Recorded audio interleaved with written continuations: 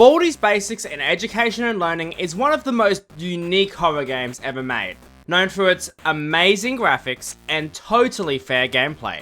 However, one part of this game that people seem to really remember is the various voice lines the characters say, the most popular one being, "No running in the halls." Well, since this game seems to be so adamant that we shouldn't run, let's actually listen and not run. So in this video, I'll be attempting to beat Baldi's Basics in Education and Learning without running a single time. Is this even possible? Well, watch the end to find out.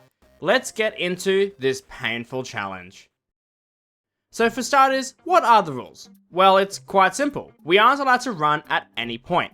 The run key has been unbinded, meaning that even if I wanted to run, I can't run, meaning that I am stuck moving at the default walking speed for the rest of this challenge. Now, I know there's a few different versions of this game, however, for this video, we will be using the classic version just before the Birthday Bash edition. The reasons being that it's arguably the most well-known version of the game, and in theory, it would be harder since the AI is a lot more random and unfair in this version. So if you can beat it here, we can beat it at the other point. But anyways, with that out of the way, let's go over what the game is all about for those who don't know, and then we can outline all the changes that no running does to this game.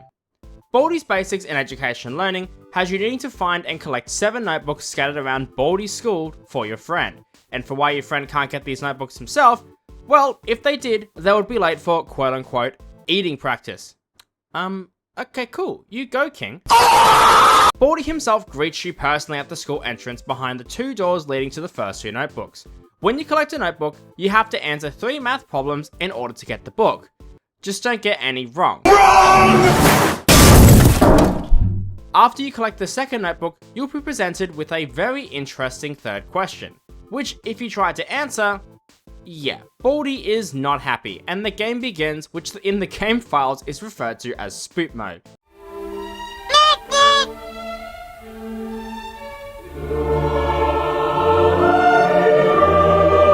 I didn't need to say this, but it's funny, so, you know, whatever. But anyways, afterwards, you need to navigate the school to collect the rest of the notebooks, while dealing with a bunch of colourful faces, which make your life easier or harder. Don't let Baldi catch you, or else you will lose and it's game over.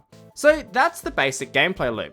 Now let's go over all the casts and how they work, and what causes them to be so difficult in no running. Now, before I start, I want to let you all know that I got most of this technical knowledge from Tech Rules. Although I did learn a few new things from playing the game, since Tech's video mainly focuses on the character AI, but I thought I should mention him nonetheless. Now, that being said, I'll be going through all the characters from least annoying to most annoying, starting with our least annoying character for this challenge, which is actually the Principal. The Principal is an NPC that goes around looking for anyone who is breaking school rules, aka the player, and put them in detention for a certain amount of time based on how many times they were caught previously. However, looking at the rules, there's really only 2 things he can actually put us in detention for in this challenge, that being using a soda or entering the faculty rooms. And funnily enough, the only time I was ever put in detention in this challenge was on purpose so I could avoid being killed by Baldi. Since running is the most common thing he will catch you for in this game, and we can't run, we basically become a model student and he never actually bothers us.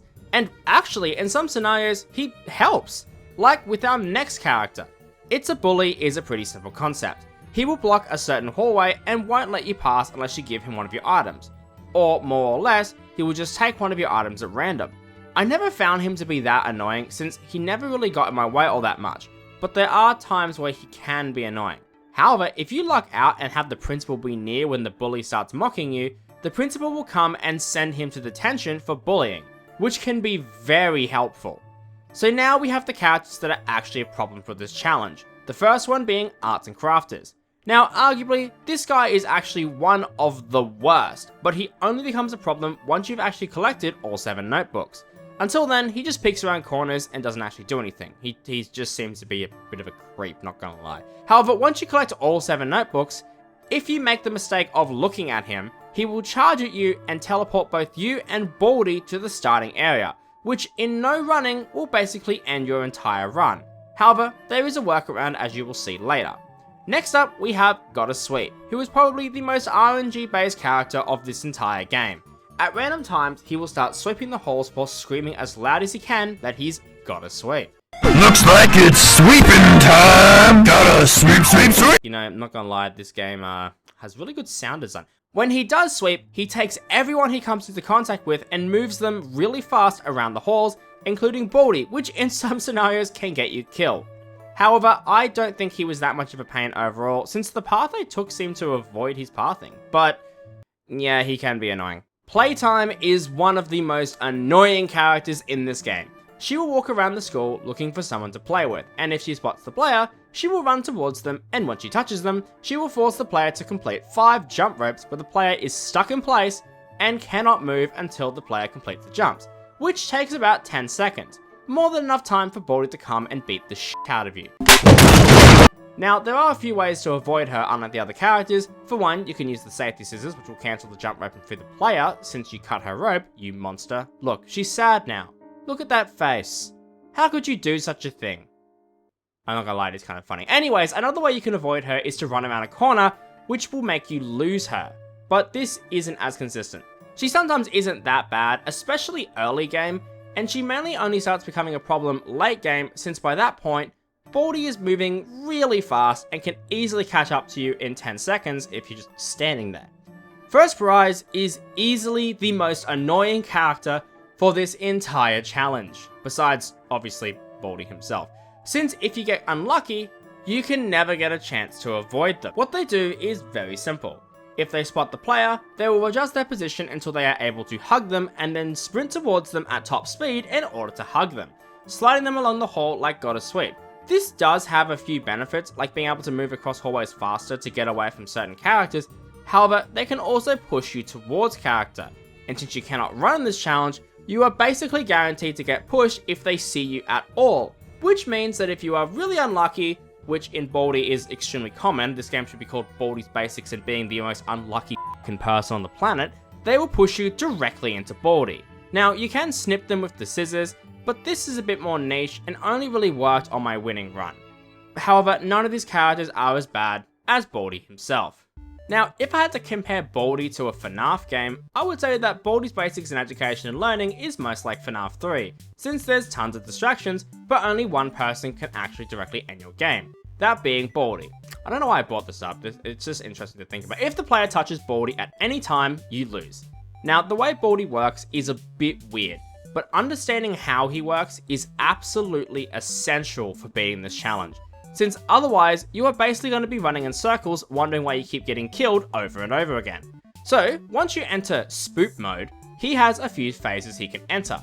Phase 1 is known as the Wander phase, where Baldi doesn't know where the player is and is just wandering around. In this phase, he will just pick random rooms, head there, and once he reaches his destination, pick a new spot and do it all over again. Being able to track Baldi is super important, since if you can figure out where he is heading, you can avoid seeing him and can make it easier to hit notebooks. Now, phase 2 we'll talk about in a second because it's a bit more complicated and actually the most important phase, but I want to quickly talk about phase 3 first, since it's way more simple. This is known as the chase phase, which takes place whenever Baldi has his eyes directly on the player. It should also be known that Baldi will always face the direction that the player is, so you can never actually get behind Baldi. If he's in a hallway, he'll be facing the same way you are facing, even if you are on the opposite side to where he's headed. Once he spots you, he will drop whatever he was doing and begin pursuing you. How fast he moves will be determined by how many questions you get wrong, which I'll explain in a minute. But basically, Baldi will always continue to chase the player until he has lost sight of them for 2 hallway turns. Then he will go back into his wandering phase. Baldi is a bit weird with this, since he can forget where you are if he hears a noise, since he seems to not be able to grasp object permanence for some reason. But let's go into phase 2, which is known as the hearing phase. Baldi enters this phase whenever he hears a noise he believes belongs to the player, and for the sake of this challenge, there are only 2 noises Baldi can actually hear, that being the player opening a door or the player hitting one of the endgame exits. There are other sounds that Baldi can hear, but for this video, that's all you really need to know. When Baldi hears a sound, he will drop whatever he was doing and head to the source of the sound in an attempt to find the player. Understanding what sounds Baldi can hear is super essential, since it allows the player to time out entering rooms and collecting items without attracting unwanted attention. And picking and choosing what notebooks to go for first is essential, because the biggest problem with Baldi is his movement speed. The way Baldi works is a bit weird with his movement speed, but basically the way you look at it is that every single notebook you collect and every question you get wrong, Baldi will move faster. And by notebook number 5, Baldi is fast enough to catch up to you at a walking speed. It's definitely more noticeable with notebook 6 and of course 7, but 5 is actually where the player becomes slower than Baldi by just walking. With this knowledge, we can outline a couple of problems. Obviously, because he's faster than you, if he ever spots you, you are basically watching your doom approach you while you slowly shuffle away. Also, you need to make sure you choose the right notebooks to go for by the end. Otherwise, you need to run halfway across the school and you will get caught. And if that's all not enough, if RNG decides to screw you over, tough luck, start again. Now, how can we deal with Baldi by the end, since we obviously can't run? Well, that's where the last aspect of this game comes into play, and that is items. There are a variety of items, and funnily enough, a lot of them aren't really understood that well. So let's go over all the items and how they work from least important to most important. Starting with the principal's keys, which kind of funny, the principal's like completely useless in this challenge. These allow you to unlock any door, including the detention room. However, we never get in detention because we don't run, so we literally never have to use this. Baldi's least favorite tape makes Baldi deaf for 30 seconds, which could be useful, but if he sees you, it's pointless, and on top of that, it's a pain to get this item anyways, so it's never worth your time. The energy flavored Zesty bar is actually completely useless for this challenge, since what does it do? It fills up your stamina bar. But how do you lose stamina? You run. And what can't we do? Run!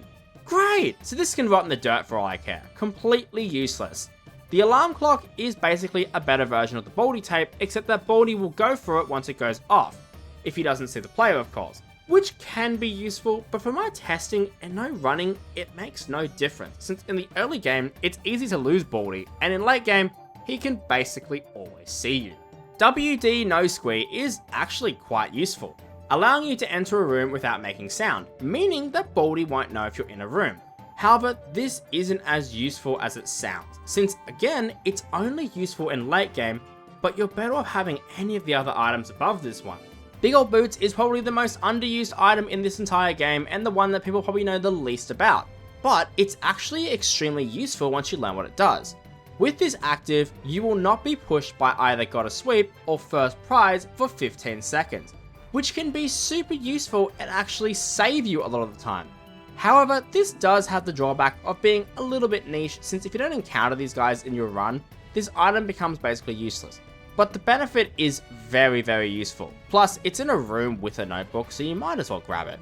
The quarter is pretty much an item that will allow you to use certain machines around the map, like the phone, which I don't recommend using, and more importantly, vending machines, which I will get to in a second. These things are like amazing. The safety scissors are super useful, allowing you to snap First Prize's wires, which can let you escape from them for 15 seconds, or the more useful scenario, dealing with playtime by snapping her jump rope, which makes her really sad, but hey, it's kind of funny. The swinging door lock is extremely useful in endgame, which is the most dangerous part, and was actually one of the 2 necessary items for this challenge, which I will say, repeating this about items, it's not happening. At least I don't think. I mean, maybe it is. I have to do some testing, but, you know, we'll see. But what the door lock does is it blocks anyone from walking through one of the double yellow doors for 30 seconds, which is most useful against Baldi, since he will try to repath and can easily lose you as well, making this item extremely useful to stall him in endgame, where it's most important. And now we have the most useful item in this entire challenge, the Bee Soda. This item will push any character, including Baldi, which will allow you to put distance between yourself and Baldi, which in a foot race, especially one where you can't f***ing run, is absolutely life-changing. This is the item I would recommend getting over anything else. But with that, we have covered all the AI, items, and changes that no running makes to this game. So now let's bring it all together and discuss my strategy for this challenge. So here we have a bird's eye view of the map, including all the item positions and where the notebooks are. I mean, there are a couple of things missing, but I'll point them out, and it's not really that important. Obviously, the start of the run is easy, since we can't even progress through the main 3 double yellow doors until we have collected both the notebooks in the starting area. Baldi himself will even tell you this, even if you've gotten notebooks wrong. It's kind of funny. Once you activate Spook mode, Baldi will spawn next to the detention room and will definitely see the player. At this point, I take it by RNG. Most importantly, if first prize spawns in this hallway here. If he doesn't, that's good, that's what we want. Loop around and use the quarter on the vending machine to get your first soda. Then go get the safety scissors and third notebook from this room here. Now, if first prize does spawn and pushes you back, you will need to loot Baldi since you won't have enough time depending on how far back you get pushed. If this happens, skip the third notebook room and make your way to one of the 3 variable notebooks. There is no set strategy here, since depending on character spawns, how good you loot Baldi and all that jazz, you can get any of these 3 notebooks here in any order. However, the order that I would actually recommend in a hypothetical perfect run is this. After the third notebook next to the detention room, head to the long hallway on the right hand side of the map with the 2 notebooks, and collect the one closest to the faculty room. And if you have time, get the lock from this room now. If the principal or Baldi is on your tail however, that's fine, just do another loop later. From here, you should head to the middle hallway notebook, and then the notebook in the room next to the cafeteria. This is where the big old boots is. You can get either depending on what characters are doing, but you must make sure that the last notebook you collect is this notebook right here next to the long hallway. This is where you can set up the final sprint to the finish, which is the most important part of the entire run. You want to lure Baldi to either this cafeteria door or this yellow door. I know you can't see it on the map, but trust me, it's there. And then once Baldi gets there, use the lock. You also want to make sure you grab the B soda from the cafeteria, and if you find the random quarter that spawns around the map, feel free to use it to get an extra soda in case you need it. You want to make sure that you get at least 2 B sodas by the time you go into endgame. Once you collect the 7th notebook, go to this exit, and at this point, you should know which way Baldi is coming from. Once he gets as close as he can, shoot him with the soda and book it in the direction of the exit, hugging the wall and praying you don't get in contact with any other character, since they are all still active. Make sure you look at the wall too, otherwise arts and crafters can just end your run. If you can get a few extra items like the scissors to help, that's great, otherwise just pray. Now there are a few things you need to watch out for, like arts and crafters, however you can actually survive if you look at him. If you survive arts and crafters, you can now look down the hallways since arts and crafters actually despawns after an initial encounter. If you can manage all of that, you can beat Baldi without running. And there we are, we have the knowledge and we have the strategy. All we have to do now is lock in. This shouldn't be too hard, right? Right?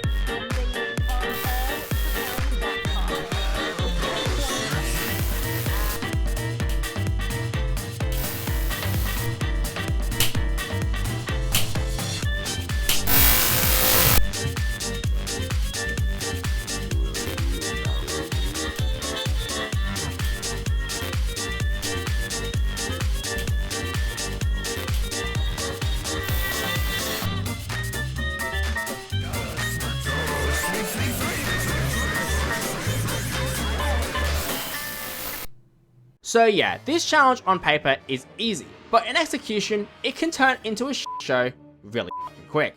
There's so much that can go wrong. First prize can get you killed, playtime can stall you and snipe you around corners, this fat fuck of a bully can block your way, steal your items and leave you completely vulnerable by the end, which is a very common way of dying. It's not that hard to get to the end, but to get to the end with 2 sodas or goddamn 3 items, it's tough as nails. This challenge was really annoying, and it doesn't help that you have to listen to the most brain-rotted sound design of all time. And that fucking slap, it haunts me in my sleep. I hear it outside. I hear it right now. What are we talking about? Oh yeah, Baldi. This challenge sucks to say the least. Beating this without running is such a pain, and there were a few times I nearly gave up. However, I'm not a quitter. Well, most of the time. And I decided that I would not stop until I beat this.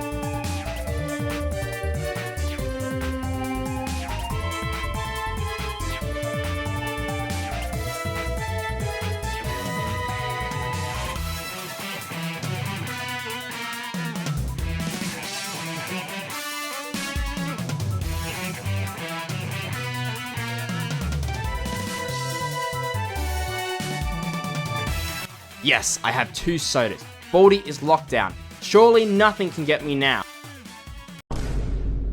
I completely forgot about Arts and Crafters. He was about to teleport me to Baldi, and I would be doomed to die. So was this it? Did we come all this way just to die at the end? Well, Baldi. It may seem that easy, but I am jerakaigamez, and I'm not going down that easy, buddy. It's time to lock in.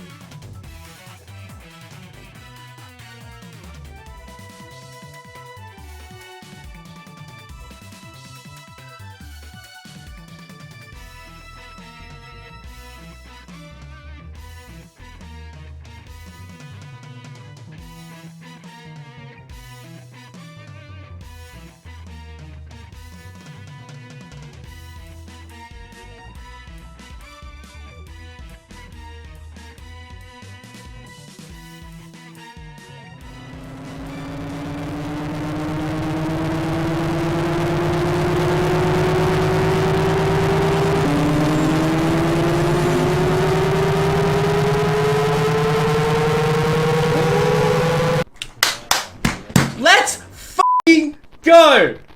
Oh my f***ing god! And there we have it. It is indeed possible to beat Baldi's basics in education and learning without running a single time. Now this challenge did make me respect Baldi a lot more, and I definitely want to keep playing it. So here's the deal. If this video gets 10,000 likes, I will attempt to beat this game without breaking any of the school rules, which would be an extremely difficult challenge, but it would be a lot of fun. But anyways, if you enjoyed this video, be sure to subscribe since I'm thanking all my subscribers personally at 100k, and let me know any other challenges you want to see me do, whether it's this game, a FNAF game, or any other game. I'd love to hear your suggestions and ideas. But with that, thanks for watching, have a great day, and I'll see you in the next video.